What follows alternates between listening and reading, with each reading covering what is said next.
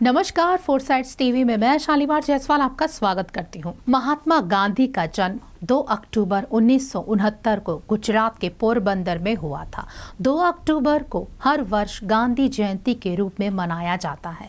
सत्य और अहिंसा को लेकर बापू के विचार हमेशा से न सिर्फ भारत बल्कि पूरी दुनिया का मार्गदर्शन करते रहे हैं और आगे भी करते रहेंगे। 2 अक्टूबर को हर साल अंतर्राष्ट्रीय अहिंसा दिवस भी मनाया जाता है। तो आइए जानते हैं बापू की जीवनी के कुछ महत्वपूर्ण अंश।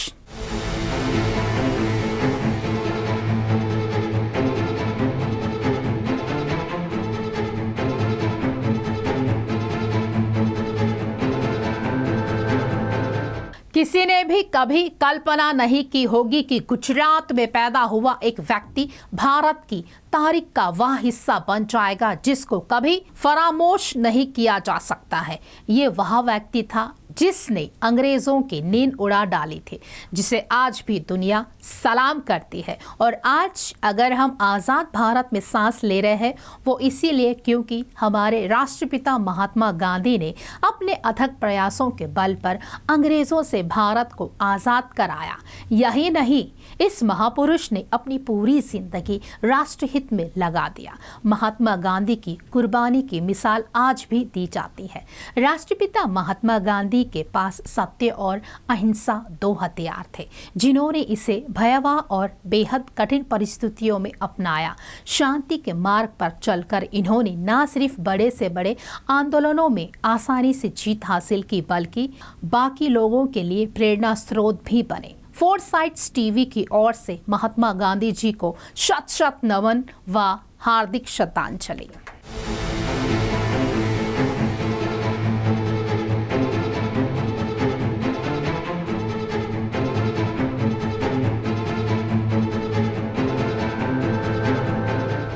बापूजी के नामों से भी पुकारा जाता है। वे सादा जीवन, उच्च विचार की सोच वाली शख्सियत थे। महात्मा गांधी महानायक थे जिनके कार्यों की जितनी भी प्रशंसा की जाए उतनी कम है। महात्मा गांधी कोई भी फॉर्मूला पहले खुद पर अपनाते थे और फिर अपनी गलतियों से सीख लेने की कोशिश करते थे।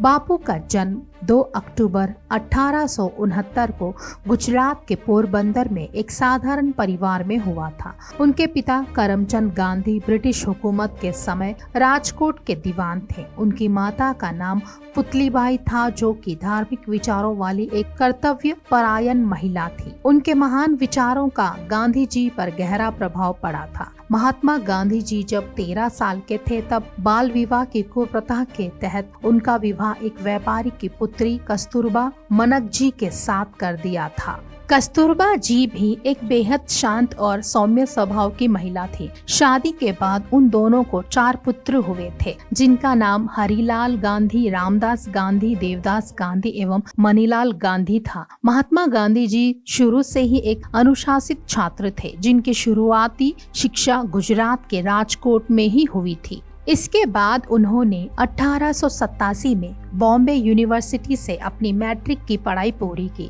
फिर अपने परिवार वालों के कहने पर वे अपने बैरिस्टर की पढ़ाई करने के लिए इंग्लैंड चले गए। इसके करीब 4 साल बाद 1891 में वे अपनी वकालत की पढ़ाई पूरी करने के बाद अपने स्वदेश भारत वापस लौट आए। इसी दौरान उनकी माता का देहांत हो गया था। हालांकि उन्होंने इस दुख की घड़ी में भी हिम्मत नहीं हारी और वकालत का काम शुरू किया। वकालत के क्षेत्र में उन्हें कुछ ज्यादा कामयाबी तो नहीं मिली, लेकिन जब वे एक केस के सिलसिले में दक्षिण अफ्रीका गए तो उन्हें रंगभेद का सामना करना पड़ा।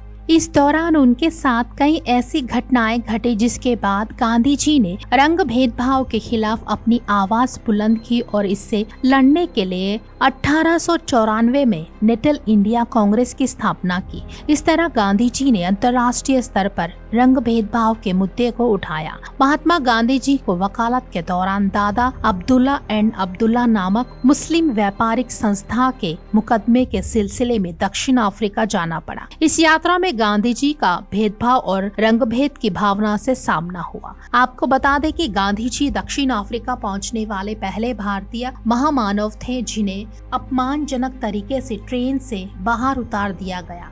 इसके साथ ही वहां के ब्रिटिश उनके साथ बहुत बहुत भेदभाव करती थी। यह उनके साथ अश्वेत नीति के तहत बेहद बुरा बर्ताव भी किया गया था, जिसके बाद गांधी जी के सब्र की सीमा टूट गई और उन्होंने इस रंग भेद के खिलाफ संघर्ष का फैसला लिया। रंग भेद के अत्याचारों के खिलाफ गांधी जी ने यहाँ रह रहे प्रवासी भारतीयों के साथ मिलकर 1894 में नटाल भारतीय कांग्रेस का गठन किया और इंडियन ओपिनियन अखबार निकालना शुरू किया। इसके बाद 1906 में दक्षिण अफ्रीकी भारतीयों के लिए अवज्ञा आंदोलन की शुरुआत की। इस आंदोलन को सत्याग्रह का नाम दिया गया। –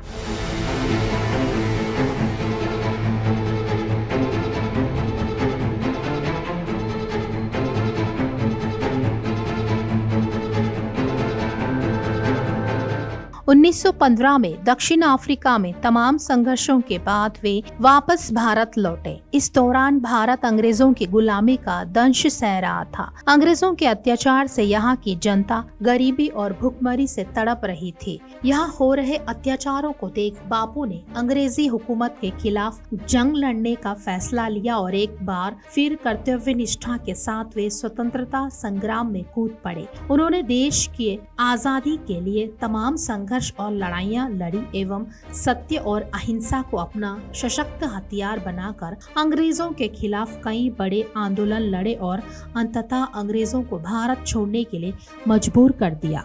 वे न सिर्फ स्वतंत्रता संग्राम के मुख्य सूत्रधार थे बल्कि उन्हें आजादी के महानायक के तौर पर भी जाना जाता है। चंपारण और खेड़ा में जब अंग्रेज भारत पर शासन कर रहे थे तब जमींदार किसानों से ज्यादा कर लेकर उनका शोषण कर रहे थे। ऐसे में यहाँ भूखमरी और गरीबी के हालात पैदा हो गए थे, जिसके बाद गांधी जी ने चंपारण के रहने वाले किसानों के हक के लिए आंदोलन किया, जो चंपारण सत्याग्रह के नाम से जाना गया और इस आंदोलन में किसानों को 25% से धनराशि वापस दिलाने में कामयाब रहे। इस आंदोलन में महात्मा गांधी ने अहिंसात्मक सत्याग्रह को अपना हथियार बनाया और वे जीत गए। इससे लोगों के बीच उनकी एक अलग छवि बन गई।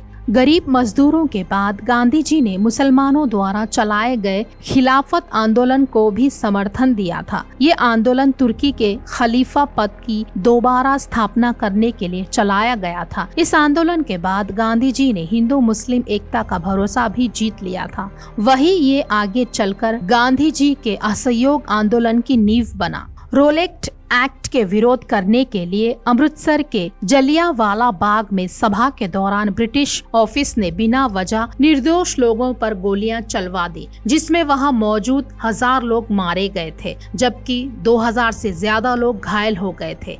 इस घटना से महात्मा गांधी को काफी आघात पहुंचा था, जिसके बाद महात्मा गांधी ने ब्रिटिश सरकार के खिलाफ शांति और अहिंसा के मार्ग पर चलकर आंदोलन करने का फैसला लिया था। इसके तहत गांधी जी ने ब्रिटिश भारत में राजनैतिक सामाजिक संस्थाओं का बहिष्कार करने की मांग की। महात्मा गांधी ने सरकारी कॉलेजों का बहिष्कार किया, सरकारी अदालतों का बहिष्कार किया, विदेशी माल का बहिष्कार किया, 1919 अधिनियम के तहत होने वाले चुनाव का भी बहिष्कार किया। 5 फरवरी को चोरा चोरी गांव में कांग्रेस ने जुलूस निकाला था, जिसमें हिंसा भड़क गई थी। दरअसल इस जुलूस को पुलिस ने रोकने की कोशिश की थी, लेकिन भीड़ बेकाबू होती जा रही थी। इसी दौरान प्रदर्शनकारियों ने एक थानेदार और 21 सिपाहियों को थाने में बंद कर आग लगा ली। इस आग में झुलसकर सभी लोगों की मौत हो गई थी। इस घटना से महात्मा गांधी का हृदय कांप उठा था। इसके बाद यंग इंडिया अखबार में उन्होंने लिखा था कि आंदोलन को हिंसक होने से बचाने के लिए मैं हर एक अपमान, यातनापूर्ण बहिष्कार, यहाँ तक कि मौत भी सहने को तैयार हूँ। महात्मा गांधी ने ये आंदोलन ब्रिटिश सरकार के खिलाफ चलाया था। इसके तहत ब्रिटिश सरकार ने जो भी नियम लागू किए थे उन्हें नहीं मानने का फैसला लिया गया था, अथवा इन नियमों की खिलाफत करने का भी निर्णय लिया था। आपको बता दें कि ब्रिटिश सरकार ने नियम बनाया था कि कोई अन्य व्यक्ति या फिर कंपनी नमक नहीं बनाएगी। 12 मार्च 1930 को दांडी यात्रा द्वारा नमक बनाकर इस कानून को तोड़ दिया था। उन्होंने दांडी नामक स्थान पर पहुंचकर नमक बनाया था और कानून की अवहेलना की थी। गांधी जी की दांडी यात्रा 12 मार्च 1930 से लेकर 6 अप्रैल 1930 तक चली। दांडी यात्रा साबरमती आश्रम से निकाली गई। वहीं इस आंदोलन को बढ़ते देख सरकार ने तत्कालीन वायसराय लॉर्ड इरविन को समझौते के लिए भेजा था, जिसके बाद गांधी जी ने समझौता स्वीकार कर लिया था।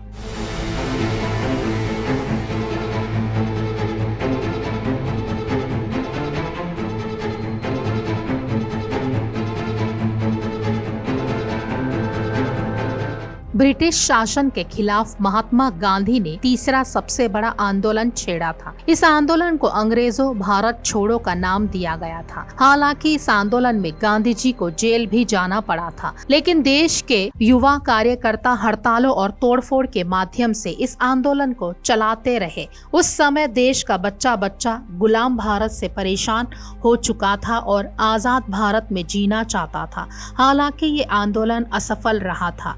ये आंदोलन एक साथ पूरे देश में शुरू नहीं किया गया। अलग अलग तारीख में ये आंदोलन शुरू किया गया था, जिससे इसका प्रभाव कम हो गया। हालांकि इस आंदोलन में बड़े स्तर पर किसानों और विद्यार्थियों ने हिस्सा लिया था।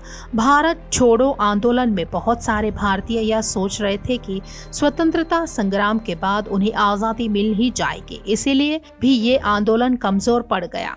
गांधी जी का भारत छोड़ो आंदोलन सफल जरूर नहीं हुआ था, लेकिन इस आंदोलन ने ब्रिटिश शासकों को इस बात का एहसास जरूर दिला दिया कि अब और भारत में उनका शासन नहीं चल पाएगा और उन्हें भारत छोड़कर जाना ही पड़ेगा। गांधी जी के शांति और अहिंसा के मार्ग पर चलाए गए आंदोलनों ने गुलाम भारत को आजाद करवाने में अपनी महत्वपूर्ण भूमिका निभाई है और हर किसी के जीवन में गहरा प्रभाव छोड़ा है। महात्मा गांधी की तरफ से चलाए गए सभी आंदोलनों में कुछ चीजें एक समान थी, जो कि निम्न प्रकार है। गांधी जी के सभी आंदोलन शांति से चलाए गए। आंदोलन के दौरान किसी भी तरह की हिंसात्मक गतिविधि होने की वजह से ये आंदोलन रद्द कर दिए जाते थे। आंदोलन सत्य और अहिंसा के बल पर चलाए जाते थे। महात्मा गांधी जी एक महान स्वतंत्रता सेनानी और राजनेता होने के साथ साथ एक महान समाज सेवक भी थे, जिन्होंने देश में जातिवाद, छुआछूत जैसी तमाम कुरीतियों को दूर करने में अपनी महत्वपूर्ण भूमिका निभाई। उनका सभी जाति, धर्म,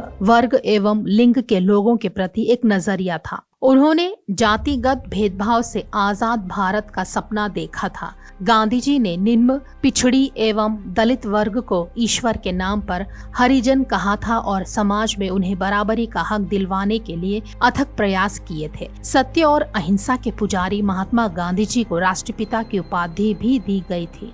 उनके आदर्शों और महान व्यक्तित्व के चलते नेताजी सुभाष चंद्र बोस ने सर्वप्रथम 4 जून 1944 को सिंगापुर रेडियो से एक प्रसारण के दौरान गांधी जी को देश का पिता कहकर संबोधित किया था। इसके बाद नेताजी ने 6 जुलाई 1944 को रेडियो रंगून से एक संदेश प्रसारित करते हुए गांधी जी को राष्ट्रपिता कहकर संबोधित किया था।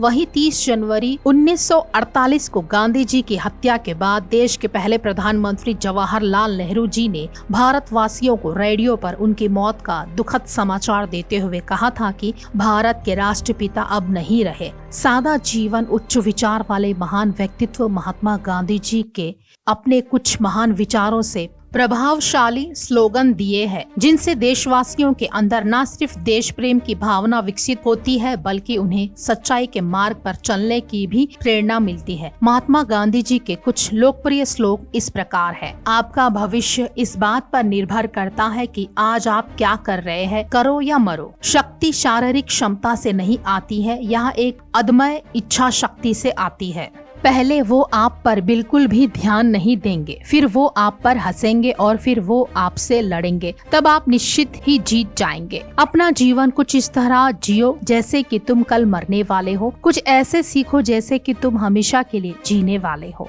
कानों का दुरुपयोग मन को दूषित एवं अशांत करता है। सत्य कभी भी ऐसे कारण को कोई नुकसान नहीं पहुंचाता जो कि उचित हो। भगवान का कोई धर्म नहीं है। खुशी तब ही मिलेगी जब आप जो भी सोचते हैं, जो भी कहते हैं और जो भी करते हैं वो सब एक सामंजस्य में हो। 2 अक्टूबर को पूरे देश में गांधी जयंती के रूप में धूमधाम से मनाया जाता है। इस दिन राष्ट्रपिता महात्मा गांधी जी 1869 में गुजरात के पोरबंदर शहर में जन्मे थे। गांधी जी अहिंसा के पुजारी थे, इसीलिए 2 अक्टूबर के दिन को पूरे विश्व में विश्व अहिंसा दिवस के रूप में भी मनाया जाता है। गांधी जयंती के मौके पर स्कूल, कॉलेजों में, अन्य शैक्षणिक संस्थानों में तमाम तरह के कार्यक्रमों का आयोजन किया जाता है। इस मौके पर देश के प्रधानमंत्री, राष्ट्रपति समेत कई बड़े राजनेता दिल्ली के राजघाट पर बनी गांधी प्रतिमा पर सच्चे मन से श्रद्धांजलि अर्पित करते हैं।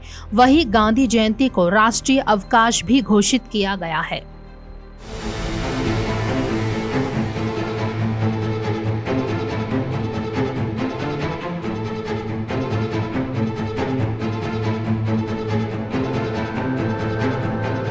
खास खबरों के लिए जुड़े रहिए हमसे, देखते रहिए फोरसाइट्स टीवी।